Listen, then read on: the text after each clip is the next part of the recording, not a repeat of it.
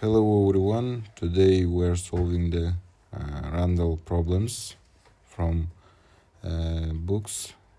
First problem is an audio amplifier drivers a series RLC circuit consisting one of 8 ohm, and we have a capacitor and inductor. The amplifier output is 15 volt at 500 Hertz.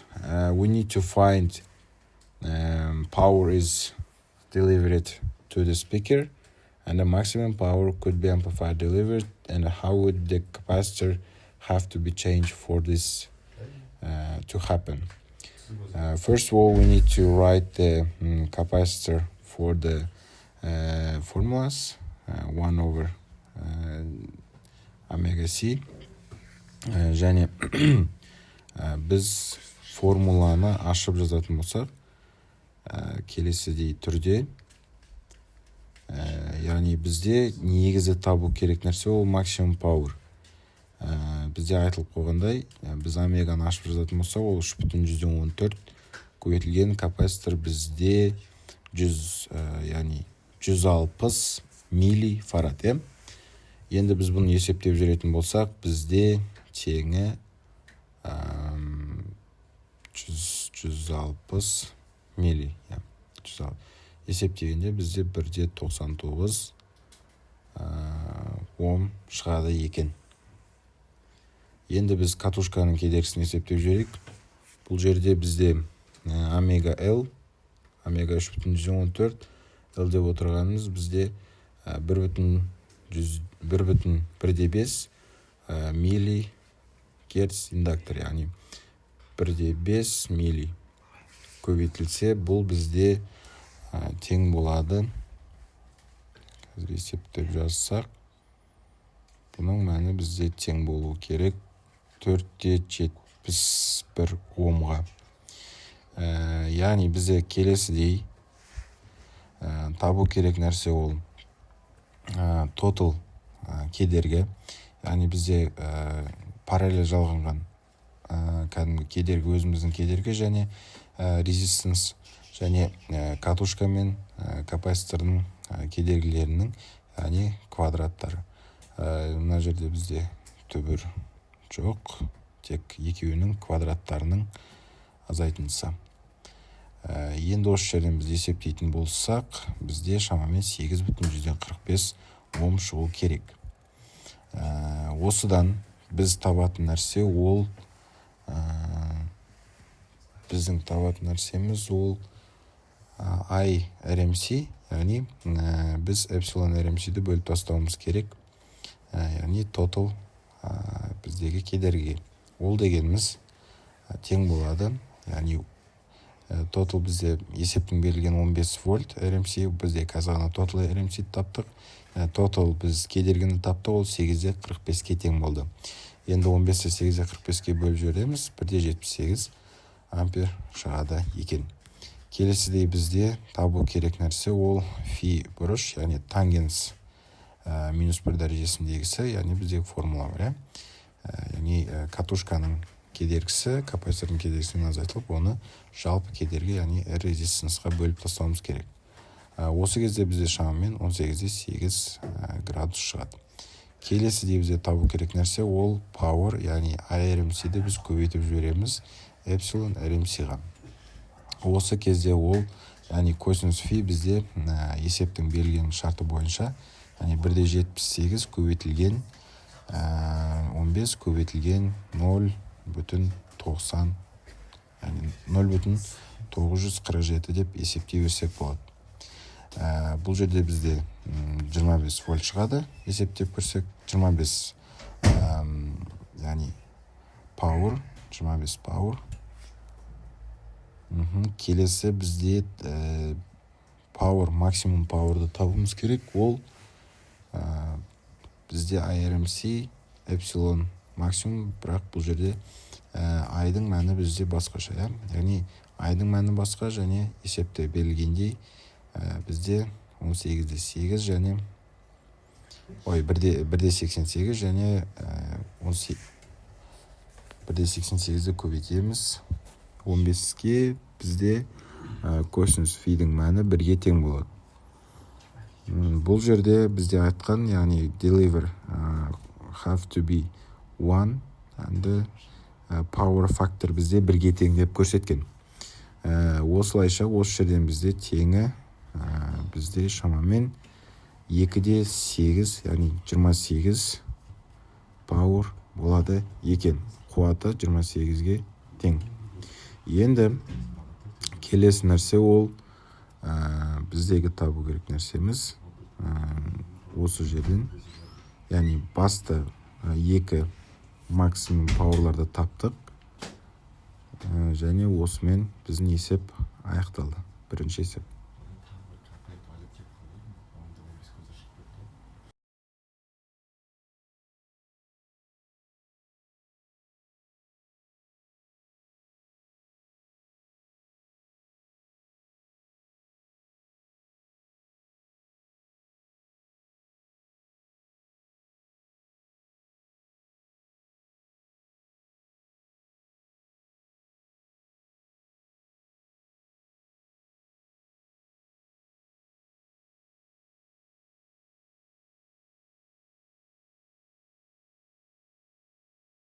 Керек, яғни есептегі радиомыз ол әр фреквенция 0,2 мегагерц кезінде. Енді бізде табу керек нәрсе what is the maximum resistance that tuning circuits can have if the peak current at a frequency of 103.9 мегагерц дейді. Яғни осындай фреквенция кезіндегі біздегі максимум резистенсті табуымыз керек екен. Кеттік. Есептің бірінші, яғни басталуын ол біз неден бастасақ, яғни және де бір нәрсе ол 0,10%, яғни пик current кем болу керек. Бірінші, яғни омега ол 1 бөлінген омега тең 1 бөлінген LC деген формуланы жазбақ. Одан кейін біз білеміз, яғни омеганың 2π жиілікті көбейтеміз, тең 1 бөлінген, яғни осыған теңестіріп жіберсек, омеганың формулаларын бір-біріне теңестіріп жіберейік. Осы жерден біз не тапсақ болады? Осы жерден біз тапсақ болады капаситор тең 1 бөлінген 4π квадрат жиіліктің квадраты көбейтілген біздегі L катушка, яғни. Енді бұл жерде бізде табу керек нәрсе екінші кезетте ол яғни I final бізде I initialдың 0,1% құрайды деп айтып тұр. Есептің берілгені бойынша. Енді I final деп отырған нәрсеміз ол оның -3 дәрежесі I0, яғни I initial деп алсақ болады. Енді мына жаққа жазайық. Бізде эпсилон 0 ол бөлініп тұр. 1 бөлінген, яғни R квадрат қосылған XL, яғни катушканың кедергісі азайтылған конденсатордың кедергісі квадратында. Осы тең болу керек 10-ның -3 дәрежесі көбейтілген эпсилон 0 бөлінген бөлімінде R квадрат көбейтілген 10-ның 3 дәрежесі. Эпсилон 0 мен эпсилон 0 қысқартса, онда бізде формуламыз мынандай түрге еніп, яғни мынандай түрде болу керек. Резистенс квадрат қосылған бізде капаситордың кедергісі азайтылған катушканың кедергісінің квадраты, ол тең болу керек 10 квадрат көбейтілген, 10-ның 6 дәрежесі шығады екен, төбеге көтерілгенде ол көбейтіледі 3-пен, яғни 10-ның 6 дәрежесі көбейтілген бізде кедергіміздің квадратына. Енді бұл жерден біз байқайтын нәрсе ол яғни екі катушка мен конденсатор мен катушканың кедергілерінің азайтындысы ол радиустың 10, яғни радиус көбейтілген 10-ның 3 дәрежесіне тең. Осы жерден біз жазыламыз, яғни 1 бөлінген омега ол тең, яғни 1 бөлінген омега final көбейтілген капаситор final ол тең, яғни R көбейтілген 10-3 дәрежесіне. Бұл жерден біз нені нақтай аламыз? Бұл жерден нақтылай алатын нәрсе ол табылған нәрсе ол 1 бөлінген 2π жиіліктің көбейтіндісі, жиіліктің finalдың көбейтіндісі көбейтілген L-мыз, яғни L-дың көмегі осы жерде бізде. Яғни S-ке 2π жиілікті көбейткенде біз L арқылы өрнектей алады екенбіз. Сонда біз соңғы, яғни R резистор максимумды осы жерден тапсақ, ол 1,5 көбейтілген 10-3 омға тең болады екен. Бұл бізде, яғни есептің шарты бойынша резистанс именно бізде радионың жиілігі 0,12 болған кезде анықтап тұр. Яғни 0,10-нан мына жерде айтып тұр, that can be used by a nervous station is to be no more than 1.1% peak current-тан, яғни 0,1% тең. Осы жерден біз тапсақ болады. Енді жазып келесі кезектегі ол, яғни осыны белгілеп қойып, соңғы жауап. Енді біз осы екі есепті де файлстат симуляторынан көрсек, яғни визуально қалай ол білінетін бізде RLC сүркеттерді.